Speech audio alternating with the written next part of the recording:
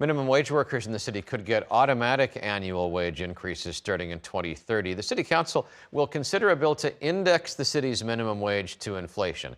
So for businesses with 500 or more employees, as this is proposed, that would mean the current minimum wage of $17 an hour would rise to $30 an hour for 2030, and then it would be topped up each year after that with an amount equal to the increase in the cost of living. Smaller businesses would also have to see an annual increase indexed to inflation, but they would start at $1 less per hour. City Council member Sandy Nurse is introducing the bill. She's also working with some various labor unions and organizations on this campaign called $30 for our city campaign. She's with us now. Good morning. Thank you for coming in. Good morning. Good morning. I want to talk about this idea of doing an inflation index for the minimum wage, because right now there's kind of a political element to it, right? If it seems like you've got people that are standing up for the workers, they're pushing for maybe we'll go $1 more this year, $1 more next year.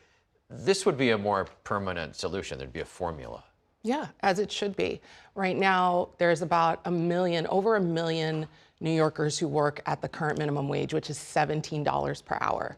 At $17 per hour, you're taking home maybe $2,000 a month after taxes. You're basically surviving on $500 a week.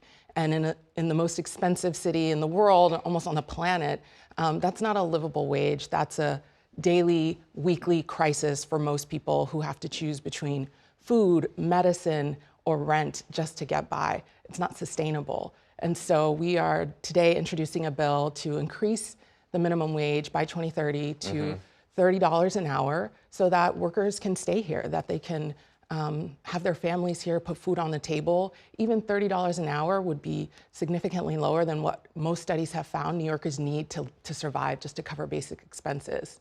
So there's an economic theory that any minimum wage has a chilling effect on business, and also that the minimum wage isn't meant to be a comfortable wage. The minimum wage is meant to be a floor at which businesses can then set a prevailing wage. You're really pushing here for something higher than just the bare minimum. Absolutely. Well, there's studies that have found that actually to cover your basic expenses here, you would need $38 an hour, just over. But small businesses, when they increase wages, actually do better. You reduce high, costly employee turnover. There's more productivity and morale, and workers spend their money in the local economy. They spend their money on food, goods, and services.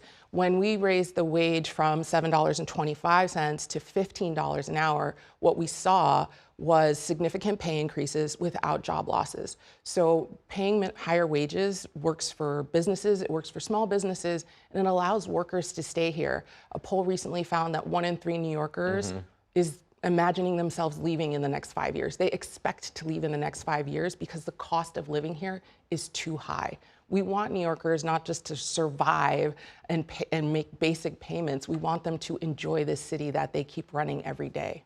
When you see what's happening with AI and the ability of AI to do some of the things that humans did, are you worried that by making humans more expensive, we create an incentive for businesses to look at those AI programs? I think from my point of view, we need to take care of people. And there's over 1 million minimum wage workers here. They are struggling. They are just with their head above water. We don't want them to be choosing to have to work several different jobs and side hustles. We want them to stay here. We want New Yorkers who have built this city, who are keeping it running every day, to be able to afford to live here. And whatever the future brings, we will cross that bridge when we get there. But right now, we need to take care of the people who are here and struggling today. This is legislation being introduced. What conversations have you had with fellow council members? How much support do you have? We have a handful of initial co-sponsors. When we introduce it, we're going to be working with our labor partners and the organizations, the community, grassroots groups to build out a coalition. And I believe that most of the council supports the idea of paying workers more and making sure we can keep people here. We're going to follow it as it moves through. Thank you. Thank you for covering.